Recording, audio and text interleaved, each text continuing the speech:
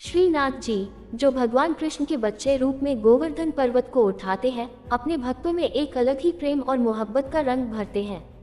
ये कहानी है उनकी, एक ऐसे देव की जो केवल एक मूर्त नहीं बल्कि एक जीवंत साक्षात्कार है। जब भी उनका नाम आता है तो हृदय प्रेम और श्रद्धा से भर जाता है। अब हम चलते हैं उनकी चमत्कारी यात्रा के सफर पर जो उन्हें गोवर्धन से नाथ द्वारा ले आए। द्वापर युग में ब्रज के लोगों के लिए एक बड़ा विचित्र पल आया।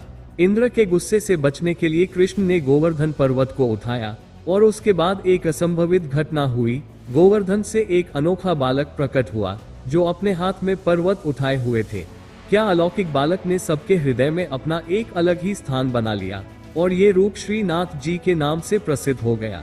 गोवर्धन की धरती उसके साथ गुनगुनाने लगी, जैसे वो अपने भक्त के पास लौट आए हो। शताब्दी बीत चुकी थी, लेकिन एक संत वल्लभाचार्य गोवर्धन के पास आए और उन्हें कुछ अनोखा देखा।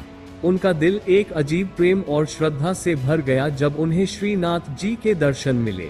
एक मासूम बालक के रूप में श्रीनाथ जी ने वल्लभाचार्य को आदेश दिया कि वो उनकी सेवा करे और अपने साथ उनका नाम स्थापित करे।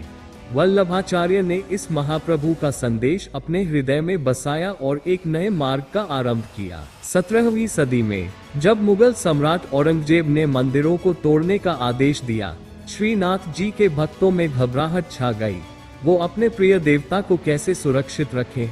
गोस्वामी पुजारियों और भक्तों ने मिलकर निर्णय लिया कि वो श्रीनाथ जी को लेकर एक सुरक्षित जगह निकलेंगे। संकल्प भारी था, लेकिन उनका प्रेम और श्रद्धा उन्हें कुछ सफर पर ले गया। जब ये संघर्षमय यात्रा राजस्थान के अरावली पहाड़ों से गुजर रही थी, तब एक अनोखी घटना घटित हुई। सीहार गांव के पास श्रीनाथ जी का रथ अचानक रुक से गया।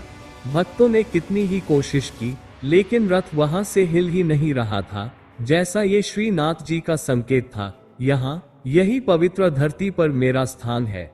भक्तों के हृदय में अब विश्वास उठ गया कि ये स्थान उनका नया घर बनेगा।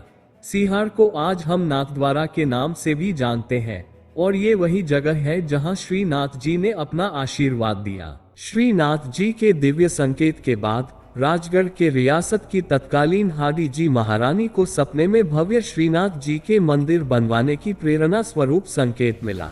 तत्कालीन राजा बलबहादुर सिंह जी ने वर्ष 1887 में मंदिर का निर्माण प्रारंभ करवाया। मंदिर के निर्माण में उस समय 24 वर्ष का समय लगा। स्थानीय लोगों और राजा ने मिलकर एक भव्य मंदिर का निर्माण किया।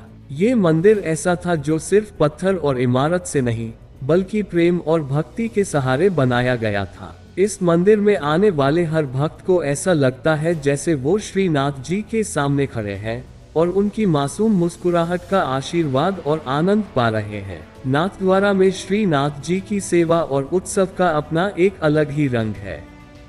हर सुबह वो ऐसे सजाए जाते हैं जैसे एक छोटे बच्चे को सजाया जाता है और हर शाम उनके लिए भोग और भजन गाए जाते हैं।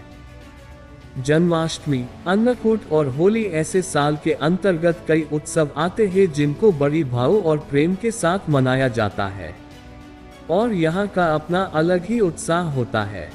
भक्तों के लिए ये सेवा एक ऐसा पल है जिसमें वो अपने भगवान के बचपन का आनंद लेते हैं, जैसे वो अभी भी ठाकुर जी के साथ वो पल जी रहे हैं। श्रीनाथ जी के दर्शन के बिना उनके भक्तों के जीवन में एक कमी सी महसूस होती है। उनका प्यार और आशीर्वाद ऐसा है जो एक साधारण मूर्त से बहुत आगे है। वो अपने भक्तों के लिए प्रेम का एक जीवंत रूप है। हर दिन उनके दर्शन से भक्तों का मन एक नए उत्साह से भर जाता है और वो अपने भगवान के साथ एक अनन्य प्रेम का रिश्ता बनाते हैं। और श्रीनाथ जी के नित्य दर्शन होते हैं। एक दिन में 8 दर्शन कराए जाते हैं श्रद्धालुओं को और भक्तों द्वारा जयकारे गूंजते हैं। बोल श्री गिरिराज धरन की जय, जिससे आनंद की अनुभूति होती है। दोस्तों, अगर आपको ऐसी ही भक्ति भाव वाली स्टोरी सुनना चाहते हो तो हमारे वीडियो को लाइक और चैनल को सब्सक्राइब कर दे, जिससे हम आपको नई नई भक्ति की कहानियां आप तक पहुंचा सके।